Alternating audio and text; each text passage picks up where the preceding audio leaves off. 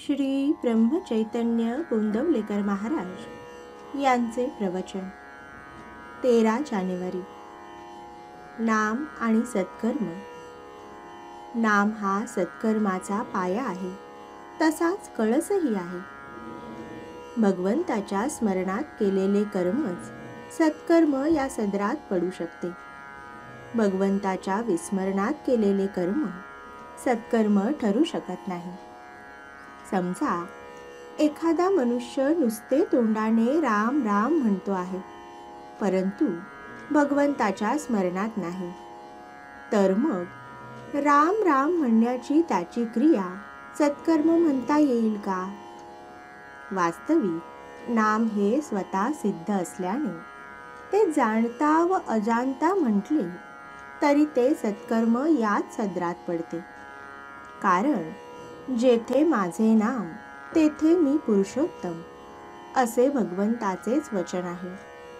म्हणून नामाचा उच्चार आणि भगवंत या दोन्ही गोष्टी निराळ्या असूच शकत नाहीत। मुखाने नाम म्हणणाऱ्याचे लक्ष भगवंताकडे असो वा नसो, ते सत्कृत्य याच सदरात पडते।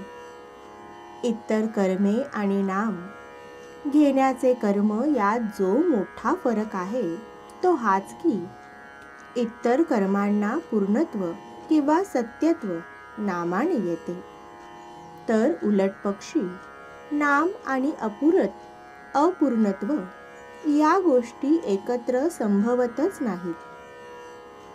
म्हणून नाम भगवंताच्या स्मरणात घेतले किंवा कसे हा प्रश्नच उद्भवत नाही।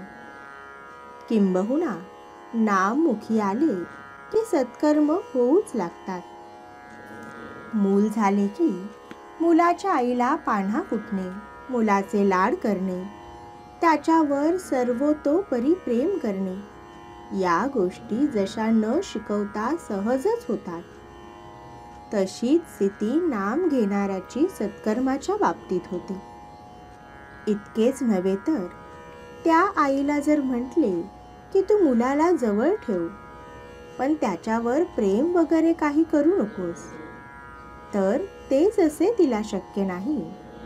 त्याचप्रमाणे नाम घेणाऱ्याला सत्कर्मे टाळू म्हटले तरी टाळता येणार नाही।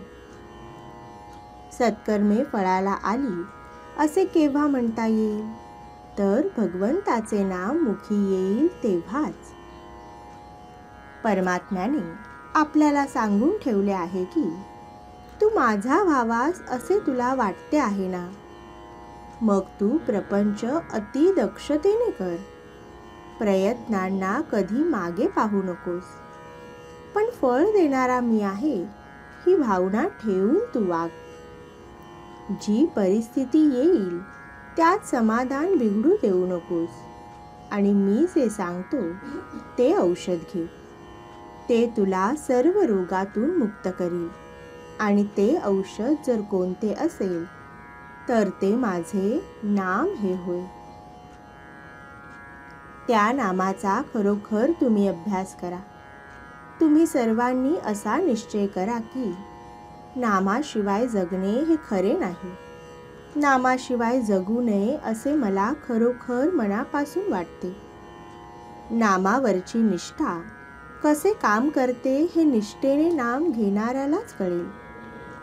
नामाचे प्रेम ज्याला लागले त्याच्या मागे परमात्मा उभा राहिला, हे अगदी सत्य त्रिवाचा सत्य सांगतो।